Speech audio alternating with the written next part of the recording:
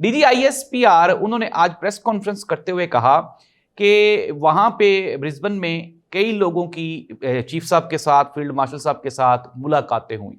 सैकड़ों लोग थे वहाँ पे, सब ने तस्वीर बनाई। सोहेल वड़ाइच जो कि पाकिस्तान के सीनियर सहाफ़ी हैं, उन्होंने फील्ड मार्शल साहब के साथ एक झूठा बयान उन्होंने लिंक करने की कोशिश की। ये DGISPR आज प्रेस कॉन्फ्रेंस में कह रहे थे। उन्होंने कहा जी कि फौज की जानिब से PTI या इमरान खान का कहीं पे कोई भी जिक्र नहीं किया गया। साथ ही साथ उन्होंने ये कहा कि सोहेल वड़ाइच एक सीनियर सहाफ़ी हैं, उनको इस तरह का गैर जिम्मेदाराना बयान नहीं देना चाहिए था। नाज़रीन, कहते हैं कि अगर लड़ाई के बाद आपको कोई घसौनी या चपेट याद आए ना, कोई थप्पड़ याद आए, तो उसको अपने मुंह पे मार लेना चाहिए। अब मैं आपको एक बात बताने लगा हूं जो कि बहुत बड़ा एक टर्निंग पॉइंट है। वो टर्निंग पॉइंट इस तरह से है कि ये जो तरदीद है ये तब आई, इससे पहले इमरान खान का बयान आ चुका था।